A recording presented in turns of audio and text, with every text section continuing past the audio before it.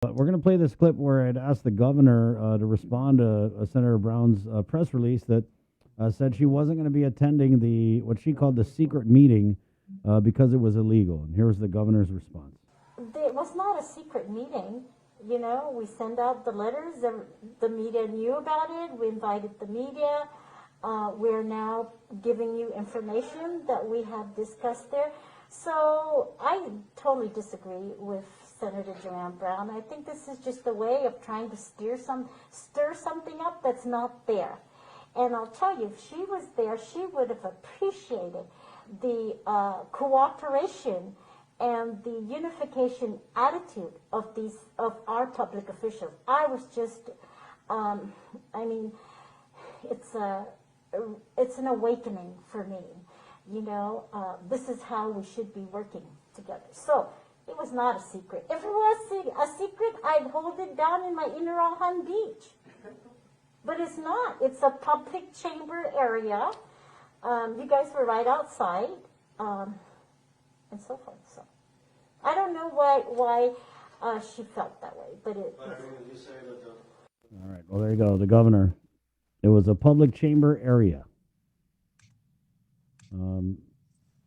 Senator Joanne, good morning. Day. Good morning. Good morning. How are you? Good to see you, Sabrina. Thanks. Sorry, I'm just trying to keep it together. Trip. Yeah, no problem. Good to see you. Yeah. Well, there was a meeting yesterday. Yeah, I guess. But don't tell anyone it was. You're getting so many different versions of the same meeting, right? It was a secret. Yeah. Yeah, so, I mean, let's just go. We'll start with your release, calling this a meeting a secret meeting. You didn't go. Governor wasn't so happy about it. Just your response, I guess, to the governor's comments and just to the meeting in general and your issues with it. Go ahead.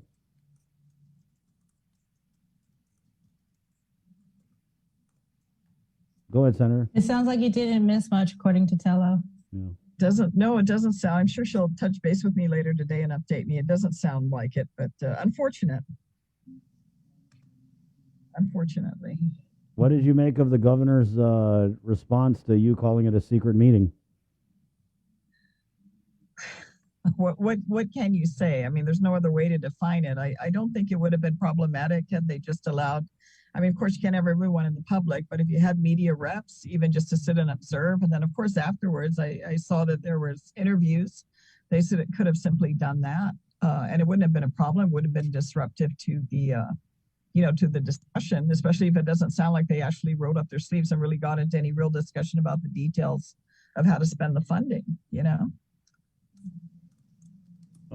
wouldn't have been a problem. Right. So, I mean, what did you make of her argument, though? Because in your press release, you were very specific and you brought the receipts. You cited the laws that, said. Right. Basically, go ahead. Well, and for the legislature, I mean, they, except for caucus meetings, which is allowed under the law, we're really not allowed, especially when you have a quorum or more present, to be in a meeting. I mean, we put the same requirements on boards and commissions and everybody else.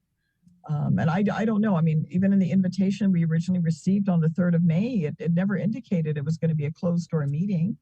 Aside from hearing the media reports and then even checking up till before the meeting, I was looking to see if they were going to open it because I could easily run over there because I'm just here in Agania, but it didn't happen. So I just thought, well, I'll just pass on that particular meeting. So I'm not a part of it because my whole objective of being here is to, put more light on the government and our operations. Because I think it's been a problem. Not having that is what allows these, ulterior agendas to be put in place. Just to give you guys a little backstory. So you're right. In the letters that went from the governor to the senators back and forth, there was no indication that it was going to be a closed door meeting until we asked, because we were making plans to stream it.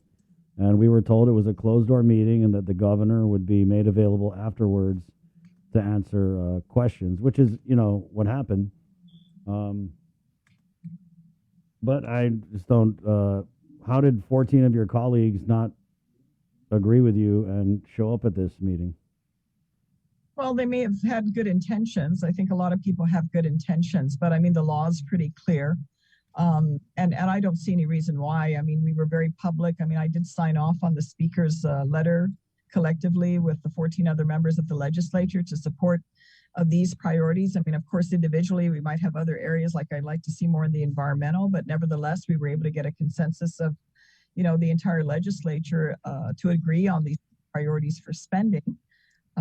So no issue there. But with regards to entering that meeting, I don't know why none of them questioned as to why, if they didn't, I don't know. I wasn't in the meeting, but I don't know why any of them didn't question why it was not a public meeting or why it was closed. I don't know the justification as to why there was a need for this so-called historic meeting to be closed from the public, which is really what it came down to. Well, that being said, I mean, what's the remedy? Well, the remedies, you don't have these type of closed door meetings. There's no need for it. There's no reason for it. And under the law, it shouldn't have happened. I mean, Chris, when I ran again for the legislature after all these years, I mean, my objective and my focus was to ensure that our government was more open, that our government was more transparent, and more importantly, to put an end to corruption. And when you have these type of meetings, and while people may argue, oh, it didn't happen in this particular case, well, we don't know that. That's more the reason why things should be open. We hear a lot of, oh, we're all transparent and aren't we wonderful? But in reality, that's not the actual practice. And when you're talking about this unprecedented amount of federal money that, no leaders in the past history of the government of Guam have ever had this amount of money outside of the regular budget that, of course, there's many commitments to, set aside to operate the government. There are no other set of leaders elected by the people of Guam that have ever had this much money on the table at a single time to be able to address how do we spend it, of course, according to the guidelines. And considering that, why aren't we being public about that?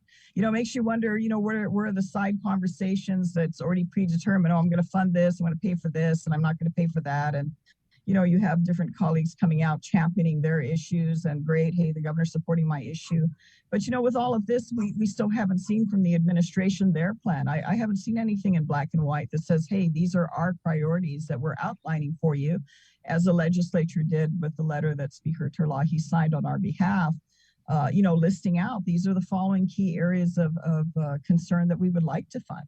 We've not seen a similar listing from the administration other than to hear again through the media that, it's similar to her plan, but we've never seen her plan. We've never seen the administration's plan put in black and white in writing so that we actually can see it and know what it is. And more importantly than us, because, it's not about us. I mean, it's nice to feel important and exclusive and boy, we haven't a special seat at the table here. But, we're not here for our own sake. It's really for the public to know ultimately what those priorities are and do they agree with them? Do they support them? Is that what they want to see? But we're never going to know that if we don't really know what those priorities are. And we haven't seen it, we haven't heard it, we certainly haven't read it in writing. Yeah, I feel like an idiot because the governor kept referencing how much the legislature's plan aligned with her plan. And I didn't think to say like, oh, can I get your plan? You know what I mean? Because they keep referencing. It reminds me a little bit of this new hospital stuff. It was like all of a sudden the governor popped up and said, I want $330 million for a new hospital. And then in interviewing Lillian, it was clear that there was already a lot of traction for this, which we didn't see anything about publicly. Right? So, I mean, I don't know. It seems like there's a lot of that closed door. Well, and more the reason, again, these discussions could have happened in public. There's no reason senators could have not commented back and forth with the governor for the governor to relay and say what she has to say in a meeting that should have been public. I mean, I didn't know until yesterday because I had originally committed. I was prepared to attend the meeting yesterday afternoon, but as the day went on, I thought, okay, someone's going to raise this or everybody should know. This is, I don't want to feel like I'm the little kid in the class saying, hey, everybody, you're not following the rules. That's something you have an expectation, at least with regards to all this transparency everyone's talking about, that should have been standard. So I was hopeful up until, the meeting started that, that ban would be removed and the meeting would have been opened, at least even if it's one rep from each media person. We do the same thing with boards and commission hearings, do the same thing with debate on the legislative floor. So I don't see there's any reason why that meeting should have been closed. So as a meeting, I heard, hey, it's still closed. And I said, well, okay, then I'm going to have to skip that meeting because that's pretty much against my whole agenda of why I've chosen to run again and fortunate enough for the people after all these years to put me back in office. This is the very thing that I'm very much against. That's why I'm introducing legislation to expand public awareness and public engagement in what the government is doing, even in the legislature. I see there's only a couple senators here that even publish, which is required under the law, publish the hearing notices so people know what bills and resolutions are put up for public hearing. Many of them just issue, I'm sure you're a recipient of them, because a 5-day and 2-day public notice was something I put in law many years ago. They're just issuing press releases. But there's nothing aside, it's on the legislative website, but not everybody, has access to a computer or is going to look up on the website. But before, the most basic requirements to make sure it was published in a paper so that people could, you could pick it up, you could look at it, you could put it down, you could pick it up again and look at the bill number and say, oh, this bill's of interest to me. I want to provide a comment or be aware of it, even if they don't want to respond. Just be aware of that this is happening. And I've seen the erosion of that in the time I've been away from the legislature. Maybe because they don't want to spend the funds to publish the notice. I mean, even for the court, that's one of the most basic things they do when they send out a notice that has legal implications.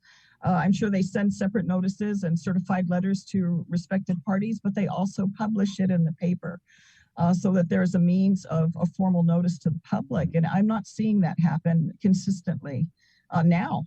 And so I even sometimes hear as a senator, I'll know 2 or 3 days that before a hearing is happening, where I should have known, last week, so that I could look at my schedule. And I try when I can very much so to attend as much hearings as I can. But even as a member of the legislature, I'm like, oh, I didn't know that was planned for tomorrow because I had, scheduled another meeting. And then you end up finding, oh, there's a public hearing. That is not how it should be, especially when decisions are being made that affect our people. They should be aware of it. If they choose to engage, that's their free choice to do so. If they choose not to, that's also their choice. But they, by all means, should be informed and be aware, and we should be making every effort to do that. Right. We're going to move on here. I bet it would have been a very different meeting if you had attended. Well, and I mean, I'm not there to be an obstructionist. I think we all know the challenges. I mean, we're hoping we're at the tail end of this whole pandemic and that, better things are ahead for our people. That's what we're all hoping for and wanting to see. But we can't go with this shroud that we're coming over the government or this sense of selective exclusivity that, oh, I get to sit at the table and nobody else gets to know what we're talking about. That just isn't how our government is set up. It's like that whole issue that I brought up with regards to the Chamorro Land Trust Commission. You've had efforts by different commission members. Of course, the recent chairman, Pika Farron, tried to make those changes while she was there. But as you see, leadership changes. Instead of having a standard way of ensuring things are operating, it changes with the people that are there. And that's really not how things should be. In the case of the former administrative director, while he stepped down or resigned and now he's back, is at Adelup, that doesn't change the issue as to whether or not there are additional documents that were falsified. We don't know that. All I know is we have a land agent that raised the concern that her report and her presentation to the commission was altered by the former administrative director in one particular case. But we don't know if there are other cases. And I can only speculate that the land agents specifically individually have, put together their own report that they would have submitted, that because each of these reports have their initials at the bottom of each page indicating, and I'm assuming when I'm reading it, that it's this specific land agent that wrote this report. And yet when I requested that information of the current chairman, Mr. Regis, I mean, he came back and told me that these reports are edited and there's only one set of reports. Yeah. And so when you have things like that happening that make you question, especially as we all know over the years with the Chamorro Land Trust, that there's such abuse that has happened, misuse of the trust, people, getting ahead of line, political favors, individual families that oh my goodness, they're able to cherry pick which properties they want that's adjacent to their own family land. You're like, wow, how did that happen? Or do I get the nice, ocean view of, Barragata Heights?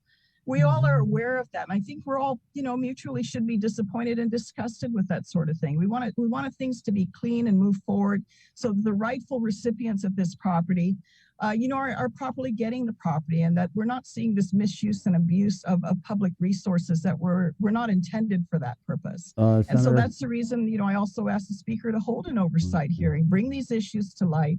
Let's ask these land agents and the other people engaged in this process to answer these questions. If it's all good and it was one isolated case and hey, okay, let's correct it and move on.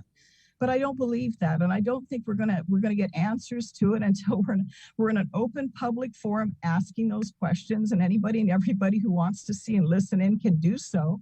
and come to their own determination of what they believe has occurred or what has been said. So I'm gonna. I mean, that's just a classic example, but it's a most recent example of these concerns of these things being put in behind closed doors, or leadership allowing things to, even bad things to just, try to just make it disappear and hope that people forget about it and let's focus on something else. We're going to focus on this clip from the press conference yesterday where Bill from the Post had asked the governor first if she had a replacement for Hattig at the Chamorro Land Trust in mind, and then also asked the governor to kind of describe what Jack Hattig will be doing up at Adaloop. Do you have any candidates for CLTC director? How's the search been? I do. And can you describe maybe some of the duties of Mr. Hattig as a special assistant for Adelaide? Sure. As I start reopening and start, bringing more revitalization and better services, we're going to be doing a lot of projects. So there's the hospital project, there's the public health laboratory projects, there's the fisherman co-op project, there's the prison project, all these, right? So I want Jack to be my assistant in, just going through all these programs, projects, task force meetings and all that, and reporting straight to me what he thinks the progress is. Hey, Governor, the health task force met, they're meeting regularly, they're meeting every week. Wow, I'm really seeing good progress, things like that. Hey, the fisherman co-op, the coastline hasn't been fixed yet. Okay, Jack, let's call, Guido. Or, So overseeing some of these major CIP. they're like he's going to be like my project manager kind of thing. Does he have the experience for that? He has had some experience, yes.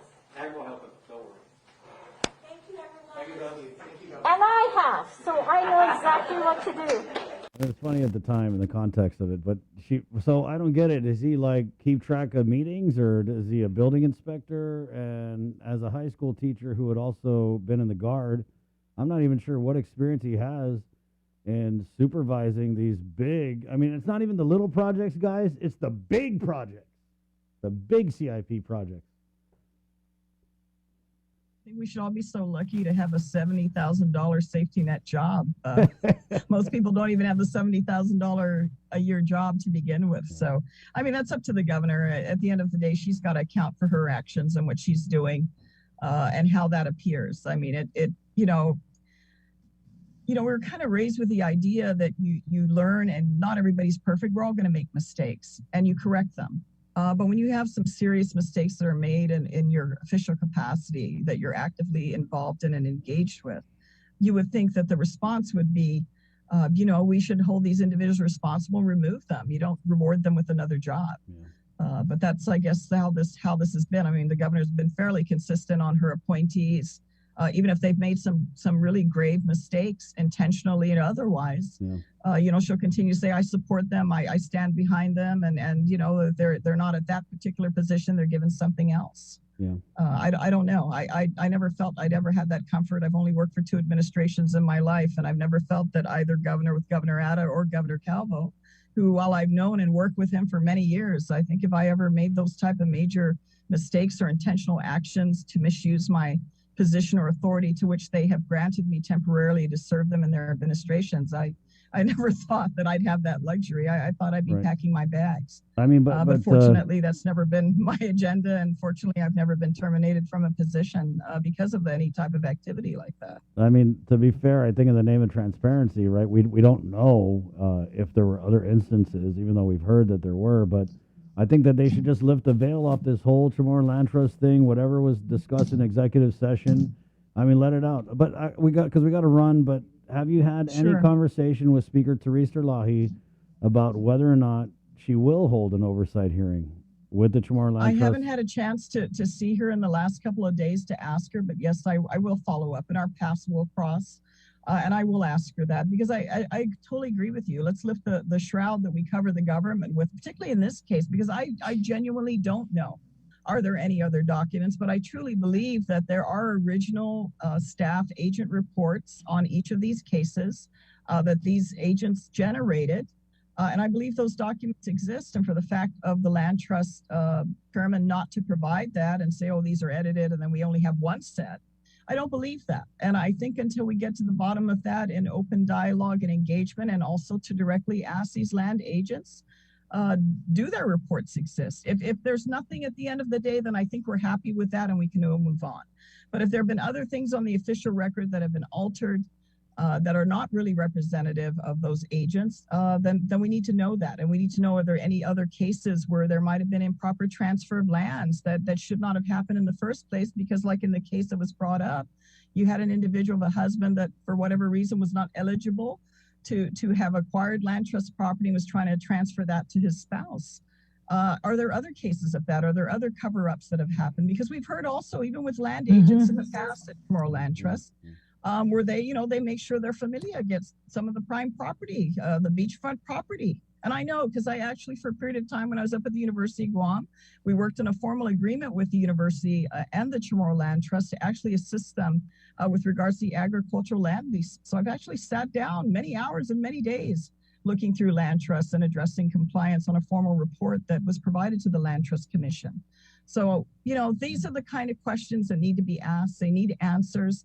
And in order to move forward, I think we need to clean the slate and address these corrections properly. And I don't think there's any other way that can happen other than bringing these issues to light. Because the governor has chosen not to do it. She never responded to my letter, not even to tell me to go, jump in a lake or something.